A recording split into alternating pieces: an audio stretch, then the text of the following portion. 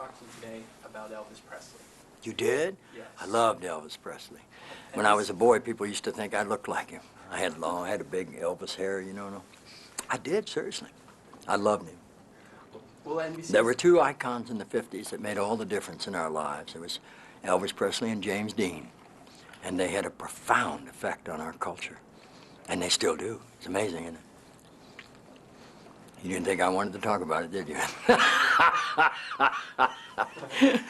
Well, basically, NBC is going to be airing "Loving You," a classic Elvis Presley Is that film, right? Yeah. And we just wanted to get reactions on the impact Elvis had in your life, and what. Oh, memories do you it was have? overwhelming, because Elvis was the first male singer that was equally loved by boys and girls. I mean, I'm going back to the 50s, when I was growing up as a teenager in Ohio, and where we took our music very serious. And when we spent a nickel to hear a song, in a jukebox at a restaurant or a club, why, it was big, and there was no hesitation with Elvis, for boys and girls.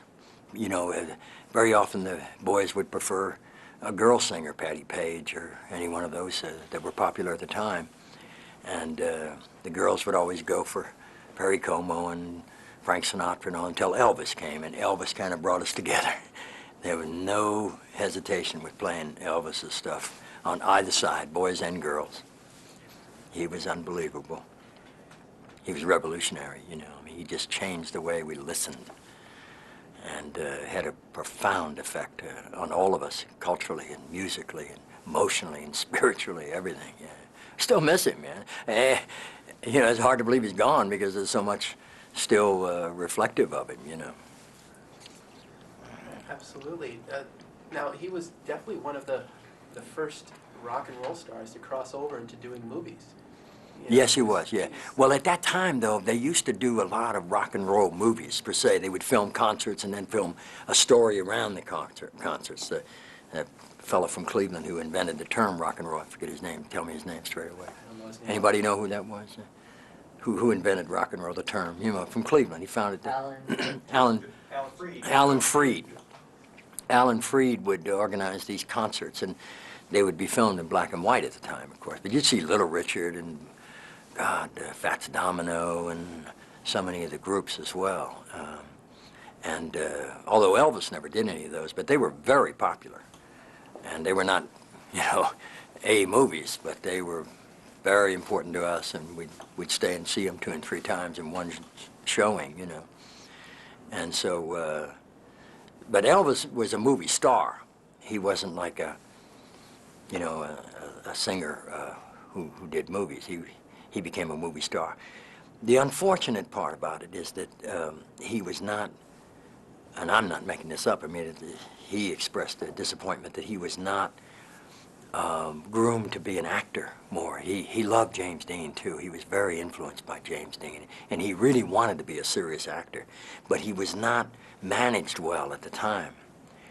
And so there was no serious attempt to get him on that another level, acting-wise, so that he could do films with people he admired the most, that were so powerful. Then Marlon Brando and Monty Cliff and all those wonderful actors that were doing movies in those days. He wanted to work with those people, but they had another image of him, and so he never grew as an actor.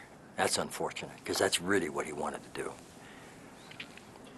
Is there anything that stands out in Elvis's career to you? Any specific concert or any specific,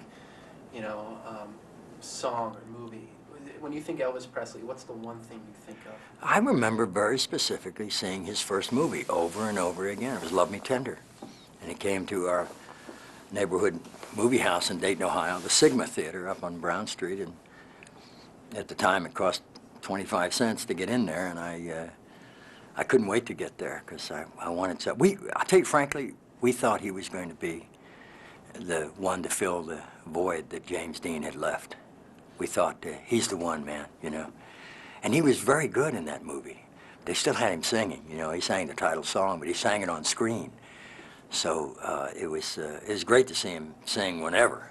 You know, I'd take him singing, you know, on anything, but I was more curious to see how he was as an actor. We were so desperate for a new hero in the cinema, you know, and for a while he filled that, you know. I saw that film maybe 10 or 20 times just to see him, you know. Richard Egan was his co-star. Yeah, I saw it a lot. So now, is there a song that sticks out in your mind, out of, you know? Oh, there's so many of them. Yeah. I guess it's been said, you know, I'm kind of radical, and I think of music having an effect on the culture, on the society. He didn't do that kind of music. If you had to think of one song that had an importance, in a sense, you know, in a social justice way, it would be In the Ghetto, you know.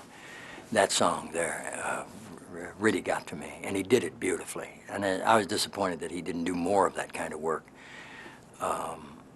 He just wasn't influenced by that kind of, like Dylan or the Beatles. Or, I mean, he loved them, but he wasn't drawn to that, you know. He didn't compose any music. You know, he didn't write anything. So he was kind of boxed. That's kind of the tragedy of Elvis's life, is that he was boxed where he began. So he grew tight in that box, and he never got out of it, basically, until toward the end of his career, when he went back on the road, when he started in Vegas and he started live performing. But by then, he was a troubled young man, you know, and horribly addicted, so he wasn't free then. But when he started, I think he really had serious aspirations about becoming a serious actor.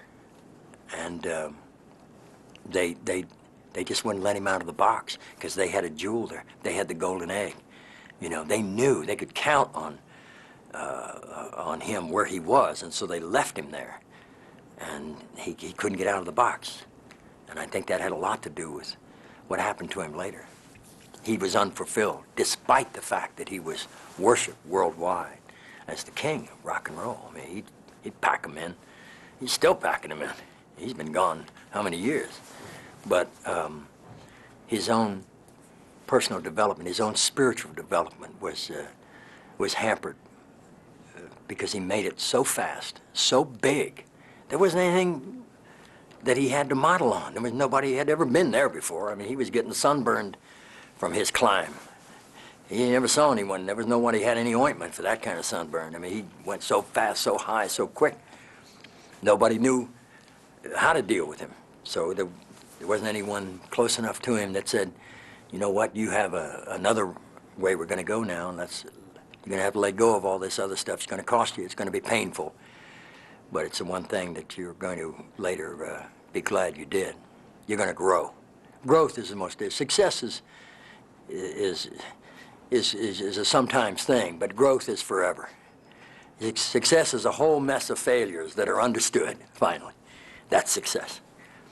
So I always felt badly for Elvis that he didn't realize his personal growth, which would have been reflected in his career enormously. So. Well, great. We're just about out of time. So I have a few thoughts on Sinatra. How much time we got? Is that okay? All right.